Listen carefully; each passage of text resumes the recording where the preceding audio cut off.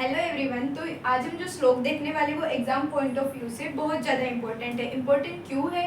क्योंकि ये वाला जो श्लोक है ये वात के पूरे कर्म, टोटल 5 वायु के कर्म इसमें इंक्लूड है। ठीक है, अभी तक अपन ने देखे थे वो शॉर्ट वाले देखे थे, लेकिन एग्जाम में या फिर यूनिवर्सिटी में ये 5 या 10 नंबर में वो पूछ सकते हैं, इसलिए ये बहुत ज़्यादा इंपॉर्टेंट है। अगर आपको इसमें अगर देखने में प्रॉब्लम हो तो मैंने यहाँ पे रेफरेंस लिख दिया है, तो आप बुक को खोल के और फिर इसमें से देख के मैं बोलती जाऊंगी तो नोट करके आप लिख सकते हो। ठीक है, तो यहाँ पे बता रहे आचार्य चरक कि वायु के कर्म है पूरे टोटल 5 वायु के इंक्लूडेड है। ठीक है, फिर अपन इसमें आगे जाके प्राण, उदान, समान, व्यान और अपान के अलग अलग पढ़ेंगे। अब यहाँ पे पूरा क्या है, इकट्ठा है। ठीक है, तो वीडियो भी थोड़ी सी लंबी हो सकती है। तो स्टार्ट करते हैं कि वायु स्वतंत्र यंत्रधर, और साथ में अपन मीनिंग भी समझते जा रहे हैं। तंत्र वायु का मतलब वात से लिया गया है, तंत्र का मतलब हो जाता है शरीर, और यंत्र का मतलब यहाँ पे हो गया शरीर के अवयव, और धर मतलब कि धारण करने वाला। किसको धारण करने वाला? शरीर और शरीर के अवयवों को धारण करने वाला वात या फिर वायु। ठीक है, वो कौन से बताए गए हैं, उसको 5 भागों में विभक्त किया है। कौन से 5 भाग? प्राण, उदान, समान, व्यान और अपान। ठीक है, और इन 5 की आत्मा कौन है? वायु है। ठीक है, ये बताया। फिर उन्होंने बताया कि प्रवर्तको चेष्टाम उच्च वचानाम, मतलब यहाँ पे प्रवर्तक का मतलब लिया गया है कि चीज को इनिशिएट करने वाला। क्या इनिशिएट करने वाला? जैसे कि चेष्टा। चेष्टा कल भी अपन ने देखा था, चेष्टा 2 प्रकार की, शारीरिक और मानसिक। शारीरिक का मतलब कि जो चलना उठना बैठना, ये वाली शारीरिक में आ जाएगी। मानसिक में आ जाएगी आपकी बुद्धि हो जाएगी, या फिर किसी चीज की आप प्लानिंग कर रहे हो वो किस में आ जाएगी? आपकी मानसिक चेष्टा में आ जाएगी। और वचनाम, वचनाम मतलब कि बोलना। ठीक है, तो उस चीज को क्या करवाती है? प्रवर्तक को, मतलब कि इनिशिएट करवाती है। ठीक है, और क्या हो जाएगा? नियंता, प्रणेता, च मनश, मतलब नियंता, प्रणेता। अब नेता का मतलब आपको पता होगा कि मतलब जो गाइड करता है, तो यहाँ पे वही है कि ये क्या करती है? नियंत्रण करती है और गाइड करने का काम करती है मन को। ठीक है, और क्या हो गया? सर्व इंद्रिय, इंद्रिया जो विषय को ग्रहण करती है वो इंद्रिया हो जाएगी। ठीक है, जैसे आँख, कान, नाक। तो सर्व इंद्रियाणाम उद्योजक, उद्योजक का मतलब यहाँ पे क्या हो जाएगा कि मतलब किसी भी कार्य को करवाना, तो इंद्रियों को अपना कार्य करवाना। और सर्व इंद्रिय अर्था नाम अभिवोटा। अब यहाँ पे भी इंद्रिय की बात हुई, लेकिन यहाँ पे किसकी बात हो रही है? इंद्रियों के अर्थ, मतलब इंद्रियों के अर्थ कैसे हो जाएगा? शब्द, स्पर्श, रूप, रस, गंध। ठीक है, तो ये वाले जो उसकी पंचतन मात्रा, मतलब कि उसके जो विषय है उसको ग्रहण करवाना। जैसे कि अपन एग्जाम्पल लेते हैं कि आँख का काम होता है देखने का, रूप का, लेकिन अपन उसको देख कब सकते हैं? जब उसके अंदर क्या हो? प्रकाश हो। प्रकाश रहेगा तो अपन देख पाएंगे, अंधेरे में अपन किसी चीज को नहीं देख सकते हैं। तो उन विषयों को ग्रहण करवाने का काम भी कौन करवाता है? वात करवाता है, वायु करवाती है। ठीक है, और क्या करवाता है? प्रवर्तकों को। आपस से प्रवर्तकों का मतलब सेम है, इनिशिएट करवाना। किसको इनिशिएट करवाना?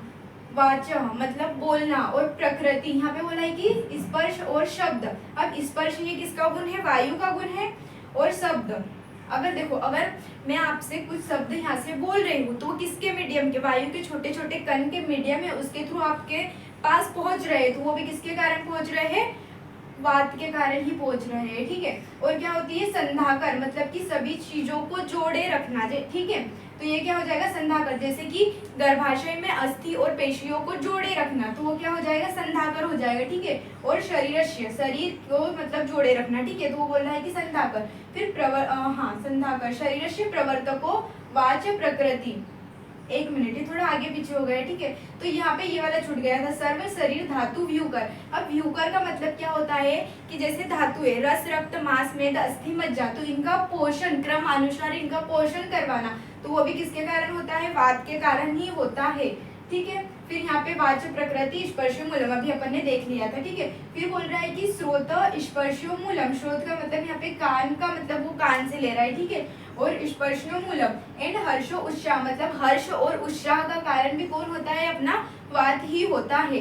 फिर उन्होंने आगे बोला है समीर नो अग्नि।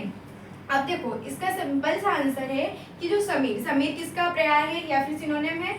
वात का ही है, वायु का है। तो वायु का है तो समीर का मतलब वायु हो जाएगी। और अग्नि, तो अग्नि को प्रदीप्त करने वाला कौन है? वायु है। ठीक है, और दोषों का संशोषण करने वाला, दोष वात पित्त कफ, अगर दोष अगर विकृत अवस्था में तो उनका संशोषण करने वाला।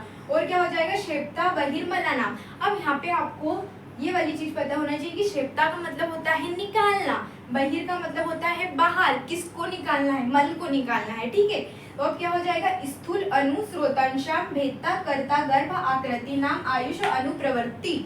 अब क्या हो जाएगा, स्थूल का मतलब बड़ा, अनु का मतलब छोटा, भेदता का मतलब होता है कि उसका भेदन करना, ठीक है, भेदन करना मतलब कि उसको ओपन करना, ओपनिंग, तो वो किसके अंदर आ जाएगा, भेदता के अंदर आ जाएगा, ठीक है। करता, ये काम करता है, ठीक है। और गर्भ की आकृति बनाना, ठीक है, तो ये वाले काम हो जाएगा मतलब कि बड़े या फिर छोटे स्रोतसों को ओपनिंग करने का काम, भेदता यानी भेदन करना या फिर ओपनिंग करना, करता और गर्भ की आकृति का काम, और आयुषो अनुप्रवृत्ति, ठीक है, मतलब कि आयु को प्रवृत्त होना, ठीक है। और क्या हो जाएगा, प्रत्यय भूतो भवत्य कुपित, मतलब कि ये सारे जो काम है, ठीक है, वो किसके काम है, वायु के काम है, वात के काम है, ठीक है।